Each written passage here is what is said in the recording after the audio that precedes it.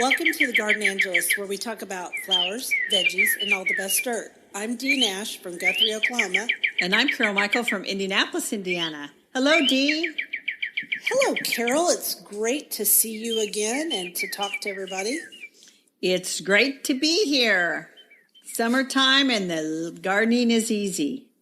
Because we aren't doing much, except harvesting, right? No. Harvesting, weeding. But I harvested a ton. We'll talk about that when we get to the vegetable gardens. Oh, we can't talk about that yet. All right. So shall you tell the listeners about the songbird that they hear at the beginning of each podcast? Yes. So we had a listener who wanted to know what was that bird that sings at the beginning and end of the podcast. And honestly, I didn't know. I found a free clip of birds chirping and I thought that looks nice. But I got curious and I did some online searching because I hear that same bird call in my garden. And I would look around and I couldn't find anything. And I finally figured it out. Dee, it's cardinals.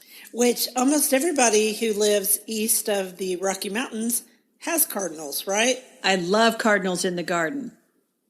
I love cardinals in the garden too, but our friends that live out in California, they don't have cardinals. And we know this because one of our good friends, Leslie, she writes a blog about growing a garden in Davis, and she loves cardinals. And so every winter I take tons of cardinal pictures for her so that she can see them.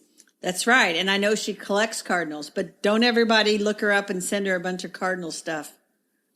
Please don't. Unless she lived in St. Louis, because that is the baseball team. So our beautiful bird is a cardinal, and it's probably a boy, I'm guessing, because they're the ones that talk the most. I'm guessing so, too.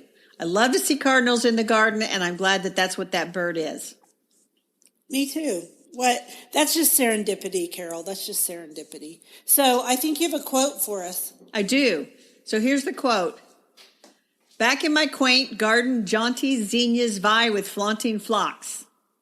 And Dee, that sentence contains every letter of the alphabet at least once. And those kinds of sentences are called pangrams. Yes, they are. We have our friend Kathy at coldclimategardening.com to thank for sending that our way. If you live in a cold climate, Kathy's blog, coldclimategardening.com, is a must visit for information. She used to be zone 4. Now she's more like zone 5. But if anybody suffers through winter, it's Kathy. Yeah, winter lasts a long time in her part of the world. So she has learned how to cope with it and learned which plants are hardy in her zone, which I know nothing about. You're a little colder, so you might know more than me. I do. We should say that the reason people use pangrams, or at least how I learned about pangrams, was when I learned how to type on a typewriter. Right. That's what we used them for. Because they used every single letter at least once in the alphabet, so you had to type them. And, of course, the famous one is the quick brown fox jumped over the lazy dog. So I knew when Kathy told us about a pangram, I knew what she was talking about. Right. Just because of that. We should try to get everybody to stop talking about foxes and lazy dogs and instead talk about jaunty zinnias and flaunting phlox. In the quaint garden. Yes. Today's flower is the phlox, garden phlox. Yes, today is garden phlox, which is Phlox paniculata, also known as tall phlox, border phlox. It's got a lot of names. It does. But it's not to be confused with the other types of phlox, like creeping phlox or woodland phlox or one of the others. Right. This one is the big, tall one you see in the borders, and if it's an old-fashioned plant, it probably also has mildew about this time of year. Indeed. And in fact, I have some of the old-fashioned ones, and they do have some mildew, although not as much as I would have expected, given the wet conditions we had all spring. In fact, they are everywhere in my garden, Dee, because they have another little bad habit. They spread. They spread. They self-sow. If they're tended by a lazy gardener who doesn't cut off the seed heads, the seeds go everywhere. And the other day I was looking at this shrub area where I know there's only shrubs, and I thought, what's blooming pink over there? And of course, as soon as I said that, I thought, that phlox, that tricky phlox. Right. And some of the cultivars or some of the selected varieties sometimes revert back to that tricky pink or purple, the fuchsia or purple phlox.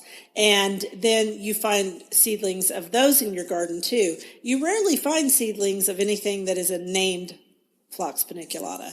But there are some new ones out. And not only are they less prone to scatter seeds everywhere, but also they have less likelihood of mildew, powdery mildew. And I will say that I have the fuchsia phlox and also some named ones. And the fuchsia one has a little bit of powdery mildew, but not much, even though we had a very wet spring too. And I think it's just because it's 99 degrees out there right now. And so whatever mildew was out there is basically done. And also I grow all of mine in full sun. Do you grow yours in full sun? Mine are some of them are in some partial sun, some of them are in some full sun. The ones that kind of came up on their own chose a semi-shaded place, so they get a little bit taller in the shade, but they do all right. So my question is, are you going to leave those there, or are you going to pull them up? Well, I should pull them up, but they're blooming nicely, so I'll try to remember when I'm cutting stuff back in the fall. I do cut a few things back. I will probably rip them out then. They just add some nice color, and I don't really mind them. And they're tricky plants because they don't really show up unless they're flowering. It seems to me they're kind of boring until they start flowering. Yeah, here they get really tall. I mean, unless you have a variety that's short, and there are some shorter varieties. Do you want to talk a little bit about some varieties that I grow in my garden? Sure. And I'll tell you, I know of one named variety I have in my garden, and I bought another one, and I'll tell you about it after you tell me about yours. Okay, and we can see if we have some of the same ones. So I have the standard one, but mine's more pink than purple. I've seen both. It came from a lady out of New Orleans, but that was way before me. It got passed around all of Oklahoma, and I pass it around too. Then there's Phlox Gina, Jeana, which is probably one of my favorites. I found it a little hard to get started here, but I've worked at it pretty hard, and now I've got a good stand of it in several places. And I chose it because it's a really high nectar plant. It has a lot more florets on the actual flower head, and so they're smaller. It doesn't look like a big standard phlox. It's got a smaller bloom, or floret, but it's really liked by butterflies, although all phlox is liked by butterflies. And then I have Bright Eyes, which I've had for a long time. A friend gave it to me, and it does really well, and it has a really bright little eye, and that helps the pollinators find it. It's very popular. In fact, I see a butterfly out flying right now. And then I have John Fanick, which I worked really hard to get too. It's a Texas superstar, and I think it was found in Texas by a plant hunter. And I could not find it in Oklahoma, so I thought about going down to Texas to get it, but I never went there when it was blooming. So then I went to the Tulsa Master Gardener's flower sale in the spring, and I found it there. So I have 2 stands of it. I'm trying to think of anything else I have. Oh, I have one called, I think, Cherry Cream. Okay. It's new. It's short. It's very short. It's about its 3rd year in the garden, and I would say it only gets maybe 2 feet tall. Maybe. And that's really stretching it. It's very pretty, though. And then I've got a couple others that I'll be honest, over the years, I lost the tags. Well, that means that the variety now is called Lost Tag. I have a lot of those. Tag. I have a lot of those. Yeah. So in my garden, it happens. I have a white phlox called David. It's completely white, and makes a nice contrast because there's not many white flowers that bloom this time other than the big hydrangeas. Right. And here's the thing about David. I can't grow it to save my life. Really? So I used to grow Mount Fuji instead. I know everybody in the United States can grow David phlox, but I cannot grow it. And I don't know why, and I've tried multiple times, and I just decided I didn't care. And for a while I grew Mount Fuji, but it just gets too much mildew. So it's another white one, but very mildew proficient instead of resistant. David seems to do pretty well and seems to be mildew resistant in my garden. It is. And I have a nice stand of it that I know I planted for sure. And then there's another stand on the other side of the garden that I think just sort of magically appeared, which is fine. Yeah. And then the other phlox that I bought this spring, I bought one called Flame Red because it's supposed to be almost red. And I thought that would be really, really pretty. And I don't know where it's at right now. So either somebody forgot to water it and it, after all the rain. And can I just pause for a minute? So it rained and rained and rained and rained all spring. And then right around the beginning of July, it just sort of stopped for about 2 weeks. Yeah. And I went out to my garden and I went, oops, because some of the stuff that I had planted, well, it was really not very happy that it hadn't rained for about 2 weeks. So I was out there with like emergency watering, trying to see if these plants would revive. And I think most of them will be okay. But I kind of said, and in my mind, even though I have no science behind it, I feel like some of the plants got so big, because the rain was so plentiful, they outgrew their roots. And then as soon as it dried up, man, they just didn't have the roots to support all the growth that they had. Their leaves got too big for their roots. So they got too big for their britches. Exactly. In other words. But anyway, so I'm anxious to see Flame Red, which I think I will see blooming next year. Okay, good luck with that. Every time I've tried to, I got two comments on this. One is that is a normal Oklahoma summer, that if it rains at all in the spring, it just stops. And in July, we're having the second driest July since we've kept historical records. And we had the wettest spring. So bizarre prairie climate. And, that's why I use drip irrigation. So I'm trying to feel sorry for you that it didn't rain for 2 weeks, but it's hard from here. I'm just saying. Okay. And we've had rain since then. I mean, I got 4 inches overnight one night a couple of weeks ago.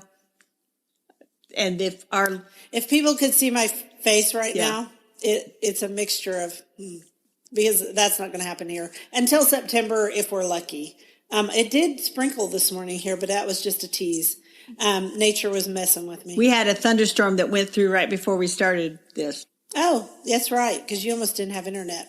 All right, and the second comment I have is I've tried red phloxes, not that particular one, but other red phloxes, which aren't really red. They're just a really dark pink. And I've tried orange. I mean, I went through a stage where I bought a lot of unusual ones, and they all didn't make it here. So I'm going to say a little, a little bowing of my head that yours works. Thank you. The other one, and I don't have the name, so I shouldn't really talk about it on a podcast, but I also tried a variegated leaf phlox, and I did that too. It was really nice for about 2 or 3 years, and then it completely reverted to plain green. And many variegated plants will do that. They'll start out variegated, and then if the gardener doesn't watch it, there'll be green shoots that come up, and then the green shoots will be much more robust than those variegated ones. They'll completely take over. Right. Because variegation is often a weakness in a plant. It's an aberration, and so they're not as strong as the straight species, whatever that is. And yes, I have the same problem right now on a different type of plant that is trying to revert back. And I'm trying to decide, do I care? I haven't decided yet. Right. I'll let you know. So we should wrap up this whole segment on phlox to say that they are tall. Got it. They do well with sun, partial shade. It is an old-fashioned flower. It is a native flower. Hummingbirds love them. Sphinx moths love them. They have a nice summer scent. There's not a lot of plants with summer scent. They like well-drained, fertile soil. They will self-sow a bit in the garden, but they're very much worthwhile to have in your perennial border. I think they're worthwhile, yeah. They attract butterflies, moths, and hummingbirds. That's all we need to say right there. Oh, and they bloom in the summer when it's hotter than Hades. So those two things alone, we should say, everybody should grow some phlox. Phlox, the plant that everyone... If you live near me, I'll... Don't start offering plants, Dee. You'll have people calling you all over. Hey, where do you live? Okay. Never mind. But in spring we can talk. Okay, go ahead. All right. Well, that's enough about phlox, don't you think? I do. I think that's great. So let's move on to our vegetable. And I have a quote this time. Go for it. Knowledge is knowing a tomato is a fruit. Wisdom is knowing not to put it in a fruit salad. And that's by Brian O'Driscoll. And he's an Irish rugby player. He's retired. I don't know when he said this in reference to rugby, but I loved it, so I did it. Well, and so tomatoes. The interesting thing is when I go to family reunions, people ate tomatoes plain one of three ways.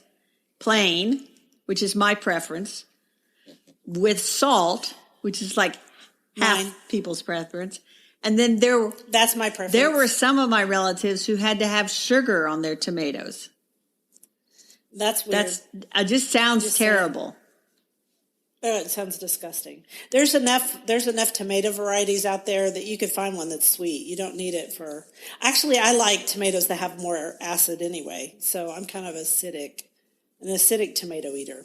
But today we're not just discussing tomatoes. We're discussing tomato troubles because this is the time of year when those troubles really show up. Oh, yes. And people want to feel like that the cornerstone of the garden, and we say the cornerstone of your vegetable garden is your tomato plants.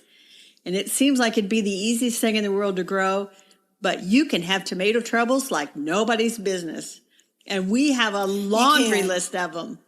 So to start out, I'll say a few and you say All a right. few, okay? So blight, early and late. Septoria leaf spot, blossom end rot. Hornworms, stink bugs. Ugh. And don't forget, this time of year, what really happens to tomatoes? Because the tomato plant's growing pretty good, right? Well, what my tomato problem is going to be is I'm going to have too many in a bit. Okay, well, that's not the problem in Oklahoma, really. Although one of my friends, she grew some determinate tomatoes, and so she had a lot of extras, so I'm going to take them to my mom tomorrow. I didn't, and we can discuss more about that later. But right now in Oklahoma, if you're growing tomatoes, it's been 99 degrees for several days. That almost always triggers blossom drop. Yeah. And so people get sad because you've nurtured this stupid plant all through spring, dealt with blossom end rot because we had weird watering in the beginning of the spring. And we've talked about that on a previous podcast, but now it's hotter than Hades, because I can't say bad words. And you've got blossom drop. And that's because the pollen. It has to do with the pollen. Right. And here in Indiana, fortunately, the over 99 degrees and all that, that's usually not a problem for us. It gets hot, but it doesn't get that hot. Right. And it gets hot here. I never have problems with stink bugs or shield bugs here. That's not a problem. I have a huge problem with those here. And so I pull them off, or if it were early in the spring and I catch them, it's harder to catch them then because the tomatoes are green. But they like to suck the juices out of the tomato underneath the skin. You can still eat the tomatoes. But what I like to do is grab them off the plant, throw the stink bug on the ground, and stomp on it. I feel like I'm justified. Yeah, and same thing with violent hornworms. You got to really look hard to find the hornworms because they blend in so well. But it's very satisfying to find it, pick it off, and kill it. And the easiest way to find a hornworm is the poop. Because if you look below your tomato plant and there's a whole bunch of big poop, we're talking large poop for a caterpillar, because it's a large caterpillar, you can find the hornworm. Because all you got to do is look for the stem and the fact that there aren't any leaves in that section. So for most of the insects, in your case, stink bugs, in both of our cases, hornworms, the best control is to find them and pick them off. Right. And then you can cut the hornworm in half. You can do whatever you want to. Some people don't kill them, but I do. I used to love to feed them to my chickens. So let's talk about something that a lot of people think is a disease, but it's not really a disease, and that's blossom end rot. Yeah, we discussed this in an earlier podcast when it was raining buckets at our house forever, and it has to do with calcium uptake by the plant. Right, and it's often something that you see earlier in the season, and if you have inconsistent amounts of water, and sometimes it's some varieties more than others. I rarely see blossom end rot on cherry tomatoes. I always see it on my first Roma tomatoes, and I don't usually have the problem on the bigger beefsteak tomatoes. Occasionally I have it on the mid-sized tomatoes in addition to the Romas, but not as much on beefsteaks. But I think that's partly because they start to really gear up and start to produce fruit when that rain situation kind of settles itself Exactly. down. That's my theory. So I don't have much problem with those. I have more trouble with cracking on the big tomatoes because of, inconsistent watering, and there's some different things that can happen. But here's the thing. Other than blossom end rot, you can still eat the tomato. Right. And it's just, you'll have to cut off the bad parts. Right. And so you could just, the blossom end rot, it kind of resolves itself if you give consistent watering, so you can just throw those out. But let's talk about all the diseases, all the blights. Okay, so there's so many diseases, and you can start if you want to, and then we can discuss how you can keep that from happening. So the thing about tomato diseases is, if you grow tomatoes, you are going to encounter a blight, which is usually the leaves turn yellowish and then brown, or septoria leaf spot. The leaves get brown spots on them, and then turn brown. You are not going to spray for these and get rid of them. Mm-mm. So early on, you can pick off the leaves that have the blight and throw them away. Don't put them in the compost. And if you have a plant, and I had a cherry tomato that was so blighted about 3 weeks ago, I thought, you're ruining the garden. You are gone. And I pulled it out and I threw it in the trash. And when I say throw it in the trash, I mean in a trash bag and at the curb. And in our city, that's burned in the incinerator, which is the best thing that can happen to it. Right. You don't want to put it in your compost pile because, of course, it will spread more disease spores. So there's that. And then next year, so if you've had trouble with these and they really bother you, I'm still pulling leaves off my tomatoes, but I grew a whole bunch of heirlooms this year. And when you grow heirloom tomatoes, you tend to have more trouble with some of these problems. And there's so many problems. I'm going to run down them really quickly. There's did you say verticillium? Verticillium. Fusarium wilt. Then there's Fusarium wilt races 1 and 2, and then there's Fusarium races 1, 2, and 3, and there's nematodes and alternaria and tobacco mosaic virus and stemphillium, which is gray leaf spot, and tomato spotted wilt virus. That's some of the ones that you can actually buy hybrids if you want to. And many hybrid tomatoes have resistance to some or all of these. And so in Oklahoma, I say, if you want nice round red tomatoes, and you want a bunch at one time, get a determinate hybrid that has resistance to everything, and you'll see a whole lot less problems, fewer problems. However, you won't get like this one tomato I have, which is that 1884 yellow pink heart. That tomato is a highly productive heirloom, but it does have some leaf blight. I just pull off the leaves because it keeps growing and growing and growing because it's indeterminate, right? So exactly. My suggestion is buy some of each, if you've got room in your garden. If you don't have much room, then you might want to just buy hybrids in Oklahoma. Now, I want to know what you think in Indiana. I think in Indiana that you should look on the tags and buy hybrids. If you have a lot of problems with blights and it just seems like your tomatoes don't thrive, buy hybrids that have resistance to these diseases and you'll be all right. And I still think there's some great hybrids out there like Big Boy. There are. And, that almost have been around for so long. My dad grew Big Boy back in the 70s and 60s. Well, Rutgers. I've got Rutgers. And they've got improved versions of Rutgers now. There's a bunch of hybrids that are actually really good. And the truth is, a homegrown tomato is really good. It doesn't matter. No matter what tomato. Right. It doesn't matter which tomato you grow. My friend loves Juliet, which is another hybrid that produces a lot. It's a mid-sized tomato that produces a whole bunch of tomatoes quickly, right? And it's not my favorite tomato. I think of it as kind of a radial tread tire tomato, just basic. But you know what? It's still a darn good tomato. I had it in gazpacho last night. It was delicious. So if you're worried about blights, hybrids might be the way to go. I do some of each. And this year I went all crazy and did a bunch of heirlooms and a few of the other. And I can tell you that the ones that are hybrid have all their leaves. That's true. And the other thing, and we talked about this in a prior podcast, is you can buy grafted heirloom tomatoes where they have taken a wild rootstock and grafted a seedling of an heirloom to it. And it produces a very robust plant. And so that may be the way to go, but it is an expensive way to go. So, but if you have a lot of problems with diseases and things like that, and your tomatoes aren't thriving, you may want to try some grafted tomatoes next summer. Especially if you have root knot nematodes. They are very, very hard on tomatoes. And I have 3 grafted ones, and they're all doing fine. A couple of them still have some leaf blight because essentially they're heirlooms. They're just more vigorous heirlooms. We should also say that people should rotate their crops.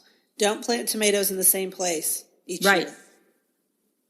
Move them around to different spaces, and preferably not in a nightshade, any of the nightshades. So don't put them where you had potatoes. Potatoes, peppers, and eggplant are all in the nightshade family.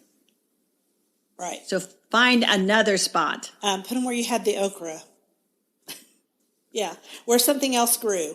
And also make sure you have good, well-drained, amended soil. It just makes everything grow better, and it makes it easier. So, but Carol's getting ready to have a whole bunch of tomatoes. So are you going to make gazpacho? Probably not.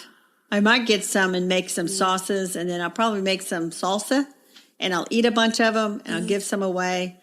But I'm just now starting to get a lot of tomatoes. So it's exciting.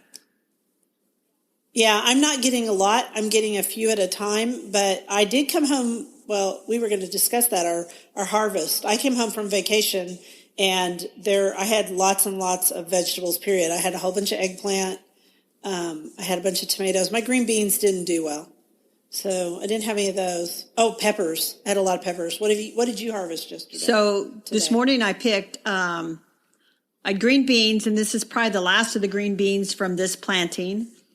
I picked the first cucumbers. Even though my plants are small, I got some cucumbers. I have more peppers than I would ever know what to do with. I have cherry tomatoes.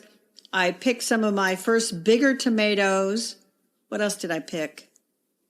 I could have picked okra, but I didn't know what to do with it. So I thought, I'm just going to leave it. It might just be decorative. You don't know what to do with okra? Well, I know what to do with okra, but I didn't feel like cutting up the okra, and I would fry it. And I didn't feel like doing that. Yeah, well, I would fry it too, because you know what? If I have fresh okra that I grew, I'm definitely frying it the first time for sure, because it is really good. And you know how my stepmom taught me to use, do you dip your okra in milk or anything, or egg? Milk, egg mixture, and then cornmeal. Okay, so mine's different. She taught me to do egg whites and beat the egg whites until they were stiff, like 3. And then you you gently fold the okra into that, and then you put on the cornmeal, and it's the crispiest, best okra I ever made. It has very little cornmeal on it. You need to try it. It's good. I will try that, because usually what happens is I text my aunt and say, remind me again how to fix fried eggplant, and then I just have it once a year. I also picked eggplant. I have a lot of eggplant, which I love fried. You know what I did with the eggplant the other day? Do you put flour on your eggplant? When you fry it? I usually use cracker meal. Okay, I didn't do anything on mine. What I did is I just got it really, really hot in my pan with a little oil in it, but not a lot, just like stir fry, right? And then I laid the okra across it. It's a nonstick pan. And I mean, not okra. I got to talking about okra, eggplant. I laid it across it, small cubes. And I kind of did it the way they do in the Thai restaurant, but I just let it sit until it got crunchy on that side. And then I stirred it. And my husband said it was the best eggplant I ever made. And you know what? It was lower in calories. Just FYI. You know, I might try that. I got a bunch of eggplant. So this particular episode of our show is all about recipes too, apparently. Apparently. Recipes are big, I guess. So the good thing is, the best tomato trouble to have, if we can wrap up tomato troubles, is to have too many tomatoes. Yeah. And too many of everything else. You can always share with other people. Right. So let's move on to dirt. Yeah, the dirt is kind of, stressful today. Well, yeah. So we were talking the other day, and we said, and I've told this to other gardeners too, if you see something in the garden, say something. If you see a bug, a weird plant disease, or something else you don't recognize, it is worth the time to try to figure out what it is. Take a picture of it. Take a picture of it. If you can't figure it out on the internet, and there's Facebook groups that will try to help identify bugs and stuff, you might have been stumbled upon like the next invasive bug that the cooperative extension service in your area is looking for. And so you talked about rose rosette disease back on previous podcasts and how you had it and recognized it before it was really publicized a lot by the extension services. It wasn't publicized at all by the extension services. They didn't know anything about it yet. So yes. And nobody knew about it yet. It got in my garden early. So lucky me. All right. Yes. So you should contact your local cooperative extension service if you think you have something weird. Like if you put it up on Facebook on one of those groups that identifies things and somebody says, whoa, you've got some weird thing, like a weird creature or whatever, then go ahead and contact them because they need to know when there's a problem. And there was a problem both in Indiana and Oklahoma this year. There was.